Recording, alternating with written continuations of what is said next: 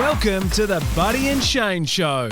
Brought to you by AIA Australia, a life, health and wellbeing insurer with a commitment to help Australians lead healthier, longer, better lives. Hello and welcome to the Buddy and Shane Show, coming to you from the beautiful Gold Coast. It is unbelievable today. The sun is shining. And Buddy Franklin, have a look at you. It had to go, didn't it? Nice little trim. The hair is looking magnificent. Thank you, Shane. Are you ready for something special? What's going on? No, I needed it. It was getting a bit fluffy, a bit curly, so around the sides, so just a bit of a tidy up. Wow, which that nice. is a trendy looking haircut. Thanks, mate. You know, Thanks. sort of shaved down low and then blended in. Is that what you I call think it? you should do it. Yeah. I think it'd look good on you. Really? A 70-year-old man getting a short back and sides. Maybe the Brill cream coming through. That's what they used to do back in the old days. My grandfather used to comb the Brill cream through his hair. Used to shine, look magnificent. Hey, on the weekend, I had a good weekend going to lots of junior footy and senior footy, just in the local area, and it was good. My son played his first senior game for the Blues. I think they were a bit short, a lot of players out. Anyway, it was a great experience. He Kicked 3 or 4? He kicked a couple of goals. He kicked 3 goals, but he kicked 1 goal and he took a good mark, and he was definitely made to work for the mark, you know, with the head going into the ground and whatever. Anyway, so the opposition player, and I must admit the opposition played in the right spirits, you know, because there was a couple of younger players in the team, and it was a really nice day out to see local footy. So he goes back and on the mark, he's going, you're not as good as your dad. You won't kick this. And it was like about a 40, 45 metre kick from the boundary. Anyway, he's come in and he slotted it straight through, went straight at him, all in brawl. all in the right manner, just push and shove. Anyway, so they pile on. Then my son comes out. He hasn't got his top on. Was the rig looking in order or not? Well, yeah, he's looking pretty good. He's better a off. 16-year-old Come on, kid. mate. But anyway, so it was a good experience. But I sent you a message saying, Bud, the footy match is just down the road from you. So if you're floating past, pop your head in. Anyway, and I got a message back which really sort of stumped me. Do you remember what the message was coming back towards me? Right. You said you've got a busy weekend on. I had a busy weekend. And you had a few things locked in. I did. And one of them, which I saw on your beautiful wife's socials, Yes, popped up yesterday. And I'm like, I thought you were mucking around when you sent me the message. Because I'm like, what? So what was the message that you sent me? I did a beekeeping course, which is incredible. So hang on. So you went and did a beekeeping course. That was my weekend. For the whole weekend? Yes, it was incredible. So yourself and Jacinta? Me and Jacinta did it. So we spent half day Saturday, half day Sunday. And Buddy the beekeeper. Buddy the beekeeper. But no, it was incredible. I think bees are just an amazing thing, really, what they do. And to get the opportunity to do that course, it was pretty insightful. So I learned a lot. Move over David Attenborough. Lance We've got Attenborough. Buddy the beekeeper. And so do you actually want to grow your own bees? Do you want to make your own honey? We will. You will one day? We will, yes. Oh, good on you. Thanks, Shane. Let's get on to the real stuff here, mate. Well, no, I think that was the real stuff. Well done. But no, I find that interesting. Good on you for getting out of your comfort zone and trying something different. Very nice. We've got the big Freeze 11, which is on today, all to support MND. Neil Danaher, one of the all-time great people. I was lucky enough to go to the same school as Neil Danaher, so I've always had a little connection with him. I was a slider a few years ago. Actually, they should. Did he do it?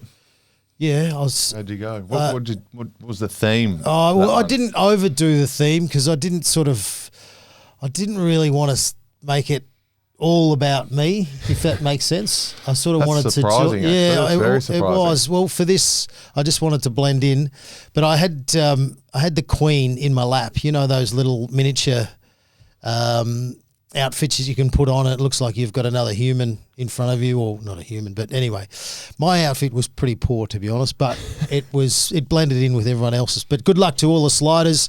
We're recording this on Monday morning, so obviously the Collingwood Melbourne match. Which is going to be a belt. It's going to be huge. Yeah, wonderful support. A quick tip on that?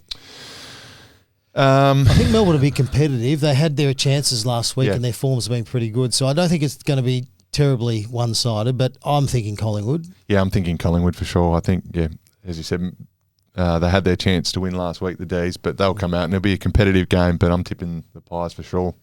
Yeah, they're just on fire and just such a team focus in everything they do. And I also quickly want to mention Tasmania. So there's a few issues there. They're talking about not having the ground built, with the roof.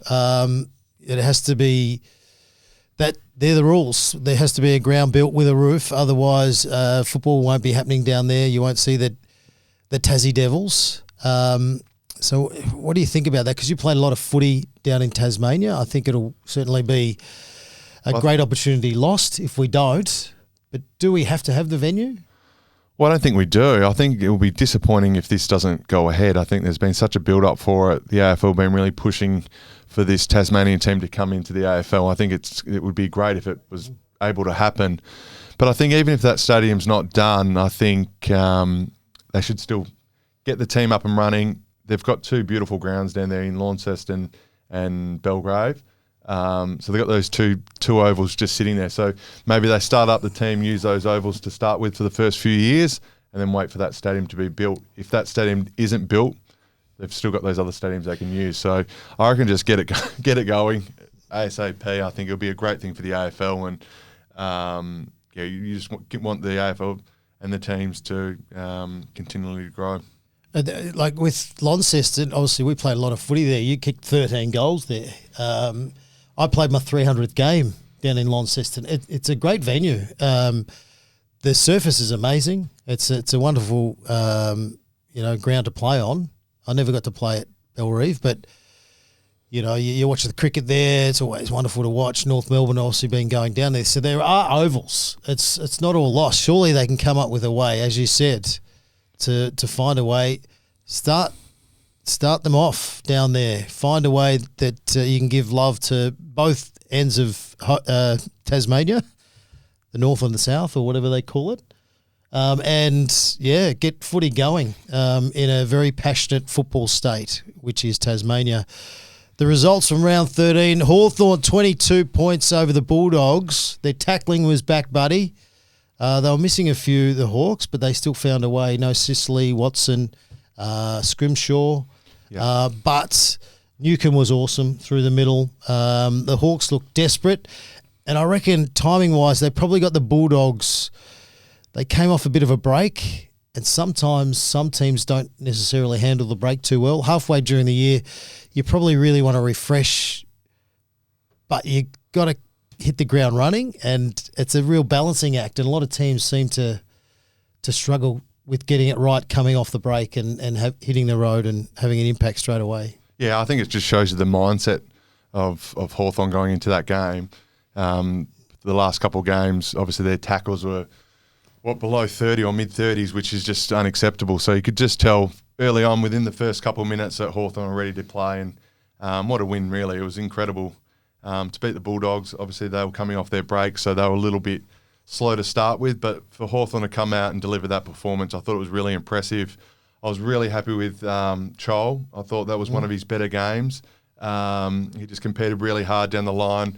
And then his second, third efforts were really good, and for him, I've been watching him pretty closely. I think his defensive pressure has been on. And I think that when you're doing that kind of stuff, the other stuff just happens, and that's when you can kick your goals. And it was just good for him to get some reward for his effort and kick the 4 goals. And then Newcombe was impressive too. Get the 10 clearances. Really, nearly got 30 touches, so he had an impressive game too. So it was just a nice win by them. And then Bulldogs. Well, the Bulldogs, they're 6-6. Yet we think they're one of the better sides. So I think they'll kick on.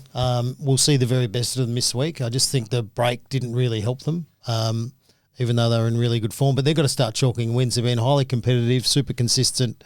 We know they're a very good team. Their midfield was poor. Yep. When you line the midfield of the Bulldogs up against the Hawks, I was thinking, we've got no chance.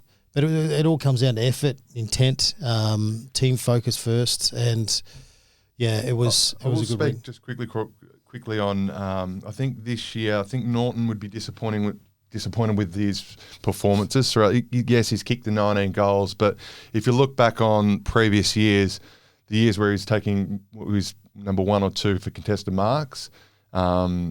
This year has been a considerable drop-off, and I think for Bulldogs to go to that next level and for them to play deep into September, he needs to get back to that form. I think it will help with Darcy coming back hopefully this week for him, so that gives them another avenue and gives defences something to think about rather than everyone just collapsing in on Norton. But he'll be disappointed with his year so far, so he'll have to look to really lift this back half the year and get him back in contention. Are you excited with Darcy coming back? One of your favourites? I am. One of your all-time favourites? You'll be like setting the timer on the TV and making sure if you're not doing beekeeping, you'll be locking yourself in, and we wish him all the best. We love Sam Darcy. Adelaide, 5-point victory over Brisbane in a classic. Brisbane in the last quarter had 20 inside 50s to 8. They had their chances, but Adelaide... What I loved about Adelaide's win, because you could see Brisbane, I thought Brisbane played really well. They were so slick with their ball movement and the way that they just give the ball straight away. They don't think, and then they move to a different position to get it back if they need to. But I loved Adelaide being down 3/4 time, had to get themselves back in the game, started the last quarter extremely well, scoreboard pressure, and they got a bit lucky towards the end, but they still got the 4 points, and that's a massive tick because they've lost a lot of close ones where some umpiring decisions and things haven't gone their way over the last year. But it was a good win. It was. That was a huge win considering what was on the line, really. They needed to win that game, and they did. And as you said, I think they did get a little bit lucky. Brisbane obviously had all the momentum in that last quarter, should have really won if they'd taken their opportunities. But, they've had some hard luck in the last couple of years, and sometimes they should have won games and hadn't. So, they'll take that win. But I thought Ben Keys was awesome again. Yes. He had these The barometer.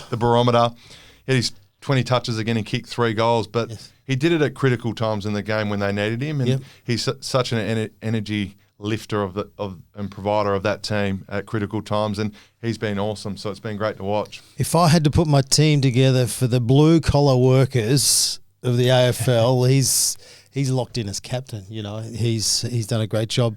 Rochelle kicked 3. Will Ashcroft, he had 30 plus.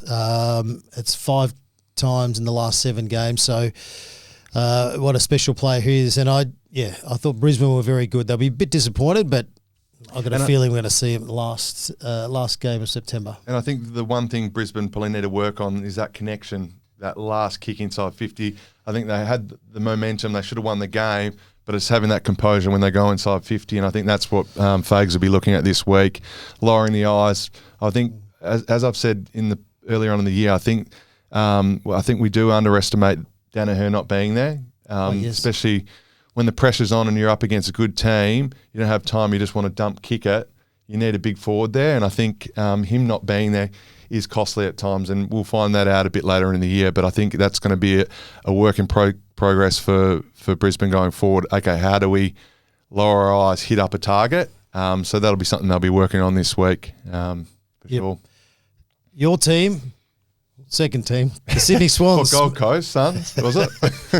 No, I'm off Gold Coast. They lost on the weekend. Sydney, they smashed Richmond, 44 points.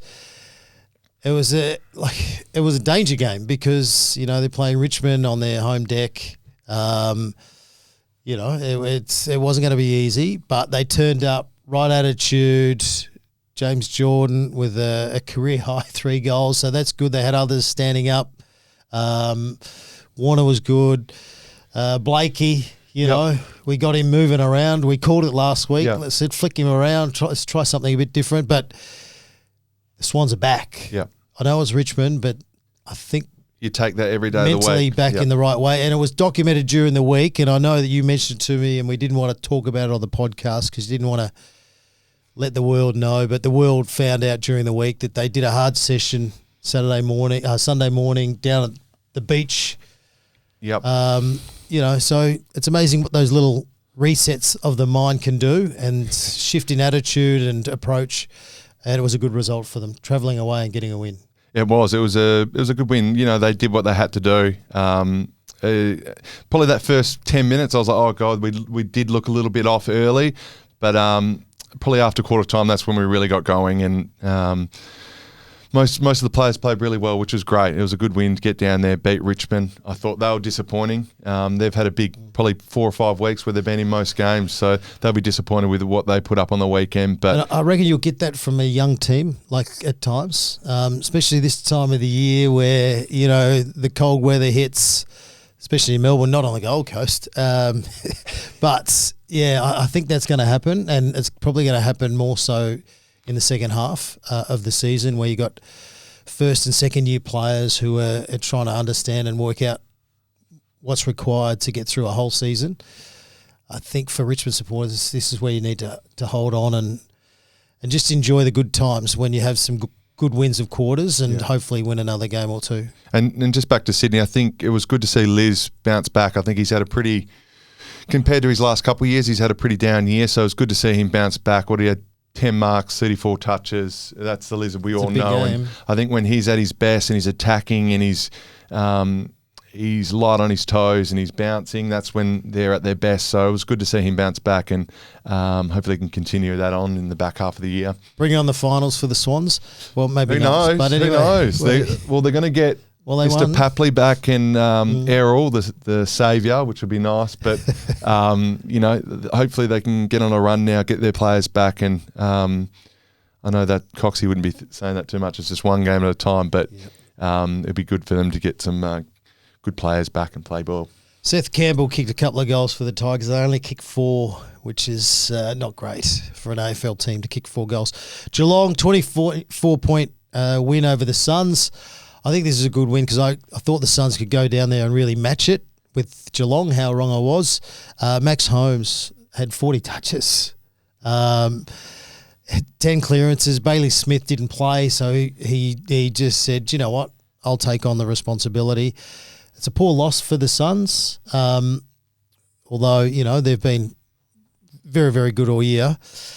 And all of a sudden, their spot in the top 8 comes a bit of a balancing act. I still think they're going to make the finals. I'm very confident of that. How many more games have they got in Melbourne? I'd love to know. Because you're the one that's I'm hold skeptical fire still. on the Suns. I am. I can hold fire. I think, which is fair enough. Time will tell, but I think if they're gonna make finals, they're gonna win games like that. And I think it was, again, probably showed that they're a little bit off that top 6. It's not easy to go down to Geelong and win. I know. But still, if they're going to be taken seriously, I think that's a game they probably should have got a little bit closer and maybe won the game. But it just shows you how good Geelong are, and they're going to be in the top 4 again.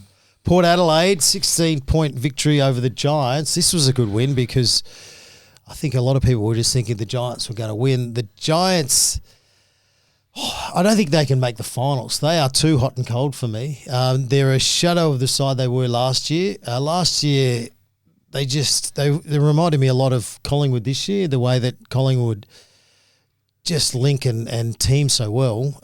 That is missing for the Giants. You don't know sort of what you're going to get. So that for me is a concern for the Giants. However, Port Adelaide, Ken Hinkley's been under the pump. They're saying hand over the coaching reins. You don't need to continue on. But he's like, no, I'm gonna try and get us into the finals. So it was a good victory on the road. That'll give them a lot of confidence. They come up against the Blues this week. I think they come up against the Blues. Let me double check. No, they don't. They come up against Melbourne in Adelaide. So which should be they go very close to winning that game. They can take a lot of confidence out of that weekend. The orange tsunami is not a tsunami at the moment. It is. Yeah, it is not happening for them, and I don't know why, but a very nice win for the Power. That was a huge win. I tipped GWS. I've been on them all year. They are still 7th on the ladder, but they do have some injuries. I think Green going out early in the game sort of cost them a little bit. I think when your captain goes down early, they probably struggled in that leadership sense maybe throughout the game. But, Port Adelaide, you can't take nothing away from them. The way they played, they wanted the win, and it was good to see. I think it was really good to see.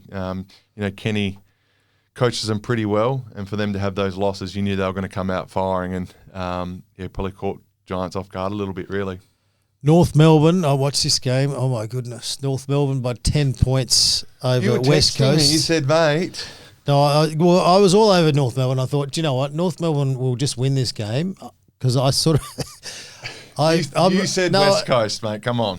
The coach, You're like, I'm thinking, no, the coach knows what he's doing. He's got a young side. Second half of the year, we'll really start to see what North Melbourne are going to be for the future. Oh, my goodness. West Coast were great. They had a lot of chances. They're taking the game on. I think Harley Reid will look back at the last quarter. There was a couple of fumbles which could have resulted in the ball going inside 50, which he'll be really, reviewing hard, and I think he'll learn a lot from that. North Melbourne, the skill levels from both sides was extremely disappointing because it was at Bunbury. The weather conditions were perfect. I don't know. Beautiful down there. It's beautiful. There was no wind. Yeah. Beautiful conditions, a good little crowd. Skill level poor. And both these sides played like they were bottom two. However, credit to North Melbourne to find some hardness. They attacked the footy hard in the last quarter. They dominated the last quarter and they were able to put it on the scoreboard. So I think that's a tick, even though it was a very hard match to watch. Well, West Coast should have been up by 5 or 6 goals. They were absolutely dominant of them all day. They should have put them away. Yep. So they'll be disappointed with that. But I will 6-16 the Eagles kicked.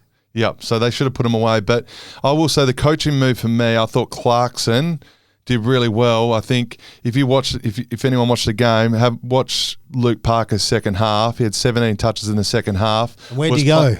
He went straight in the guts. Yeah. And, I think that's something they probably need to look at and go, you can play the kids in there in the middle for parts of the game, but sometimes you need a big body to go in there and get the ball. And I think Parksy really set the scene in the second half. 17 touches, really lifted the team and lifted the young guys around him. So that was a huge effort by them to come back and win by 10 points. And Simpkin kicks a great goal.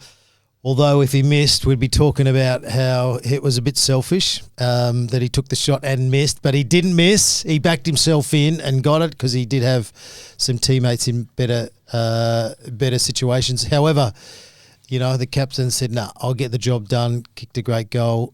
Paul Curtis Zerha, a very good player. Paul Curtis is a very good forward, exceptional forward, classy. But yeah, Clarko, I think I was calling for him to be sacked early on. No, the thing with North Melbourne, I can see what they're trying to do with their game plan. They want to play sort of perfect football. They want to get that one extra handball out and then have the kick where there's no sort of pressure with the player with the ball, so that he can then release and hit the perfect pass.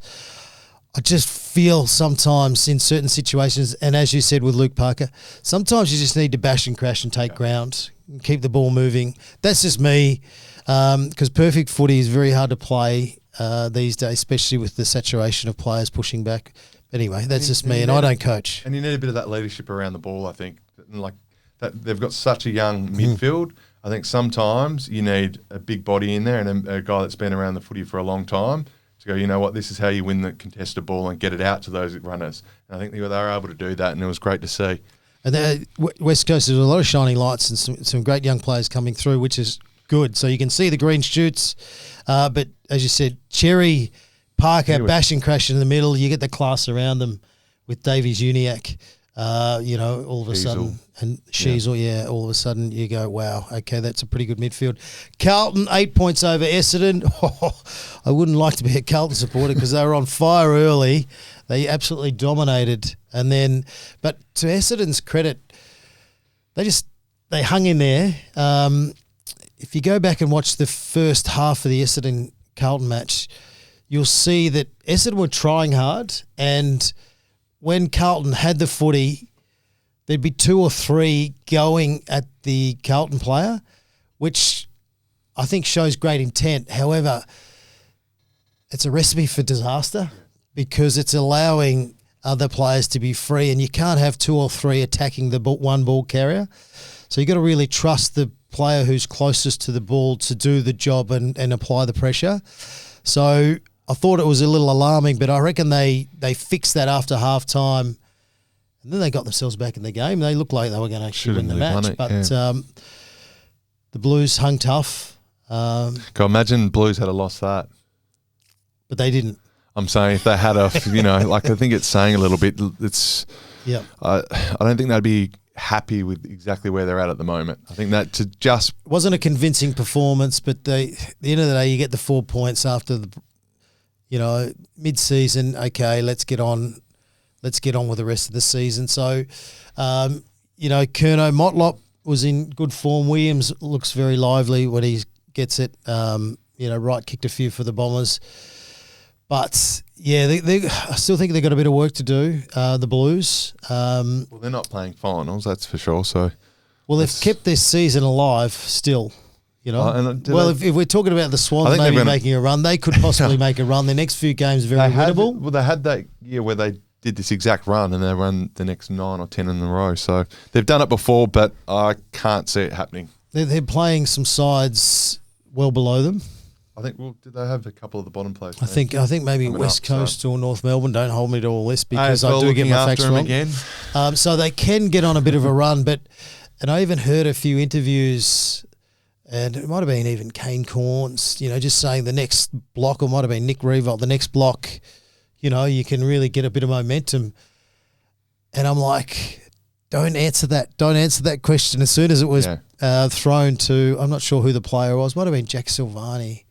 The next block looks good and, you can maybe get on a bit of a run.